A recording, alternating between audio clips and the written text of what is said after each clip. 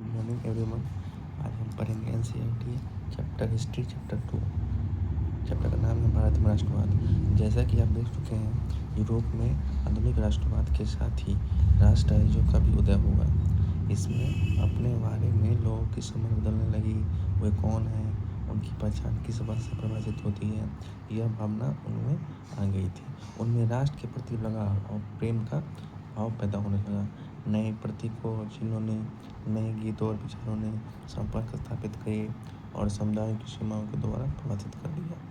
और ज़्यादातर देशों में इस नई पहचान को बहुत ही स्वागत किया गया और ये लंबी प्रक्रिया है। ठीक है, आइए देखते हैं हमारे देश में यह चेतना किस तरह पैदा हुई। दूसरे उपनिवेश की तरह भारत में भी आधुनिक राष्ट्रवाद के उदय की परिघटना उपनिवेशवाद विरोधी आंदोलन के साथ गहरे तौर पर जुड़ी हुई है। औपनिवेशिक शासक यानी अंग्रेज के खिलाफ संघर्ष के दौरान लोग आपसी एकता को पहचानने लगे थे। उत्पीड़न, दमन और के साझा भाव ने विभिन्न समूहों के एक दूसरे से बांध दिया था, यानी आपस में सब भाई भाई हो गए थे, मतलब एक साथ। ठीक है, कोई जाति का बंधन नहीं, सब एक साथ रहने लगे थे। लेकिन हर वर्ग और समूह पर उपनिवेशवाद का असर एक जैसा नहीं था। उनके अनुभव भी अलग थे और स्वतंत्रता के मायने भी भिन्न थे। महात्मा गांधी के नेतृत्व में कांग्रेस ने इन समूहों को इकट्ठा करके एक विशाल आंदोलन खड़ा किया। यानी महात्मा गांधी चाह रहे थे कि सभी समुदाय, सभी जाति, सभी धर्म के लोग एक साथ एक मंच पे आके इस निवेश सरकार के खिलाफ विरोध प्रदर्शन करें। ठीक है, परंतु इस एकता में टकराव के बिंदु भी नहीं थे। हाँ, कुछ लोग का मानना था जो ये सही नहीं है।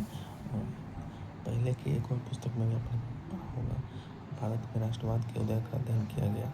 वहाँ आपने 20वीं सदी के पहले दशक तक कहानी पढ़ी।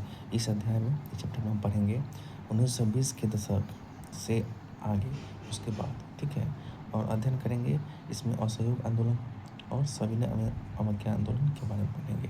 हम ये देखेंगे कि कांग्रेस ने राष्ट्रीय आंदोलन को विकसित करने के लिए किस तरह के प्रयास किए। इस आंदोलन में विभिन्न सामाजिक समूहों ने किस तरह हिस्सा लिया और किस तरह राष्ट्रवाद ने लोगों की कल्पना को नई उड़ान दी। मतलब हमारे भारत में किस तरह राष्ट्र प्रेम की भावना, भाईचारा, बंधुत्व, एक साथ मिलकर अंग्रेज सरकार के खिलाफ प्रदर्शन करना, ठीक है, उनका विरोध करना, ये सभी इस चैप्टर में दिया हो गया हो। ठीक है, हम लोग धीरे धीरे पढ़ेंगे। कहानी अच्छी कहानी है, स्टोरी है। चलिए आगे पढ़ते हैं। पहला विश्व युद्ध कब हुआ था? 1914 से 1918 तक। ठीक है, पहला विश्व युद्ध हुआ था, उसी के साथ क्या हुआ था? खिलाफत आंदोलन और असहयोग आंदोलन एक साथ उसी टाइम पीरियड में। चलिए अब देखते हैं 1919 से बाद के सालों में। ठीक है, हम देखते हैं कि राष्ट्रीय आंदोलन एक नए इलाकों तक फैल गया था। उसमें नए सामाजिक समूह शामिल हो गए थे और संघर्ष की नई पद्धतियाँ सामने आ रही थी। इन बदलावों को हम कैसे समझेंगे, आइए पढ़ते हैं। सबसे पहली बात यह है कि विश्व युद्ध यानी वर्ल्ड वार फर्स्ट ने एक नई आर्थिक और राजनीतिक स्थिति पैदा कर दी। ठीक है, इसके कारण रक्षा व्यय में भारी इजाफा हुआ। हाँ, जब कोई देश युद्ध में रहता है तो उसका सेना के लिए आर्टिलरी, इसका खर्चा होगा ना, खर्चा बढ़ जाता है। तो वही बोला, रक्षा व्यय में, डिफेंस सिस्टम में क्या हुआ, बहुत ही ज़्यादा एक्सपेंडिचर हुआ।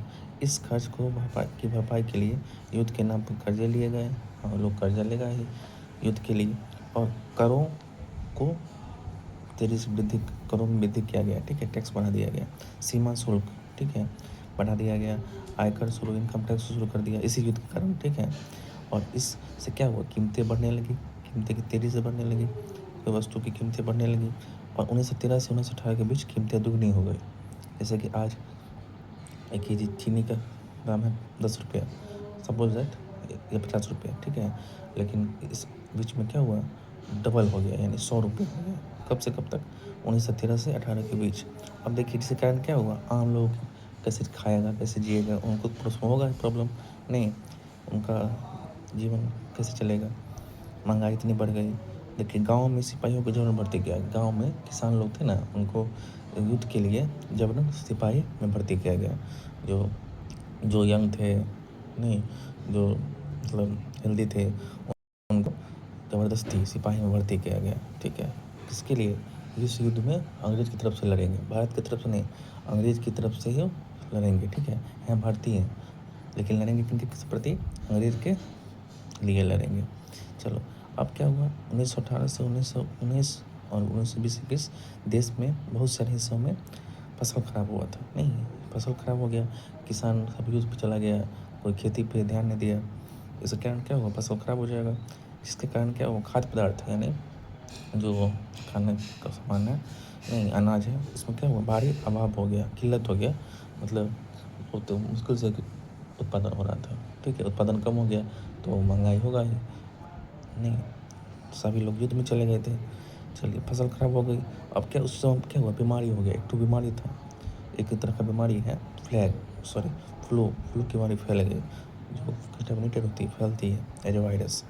1921 की जनगणना के मुताबिक, हाँ 1921 में जनगणना हुआ था, देखिए डाटा दिया हुआ के मुताबिक दुर्भिक्ष और महामारी के कारण, यानी ऐसा कंडीशन जो चारों तरफ हाहाकार, मतलब कोई भूख से मर रहा है, कोई बीमारी से, नहीं, बस जनता अस्त व्यस्त।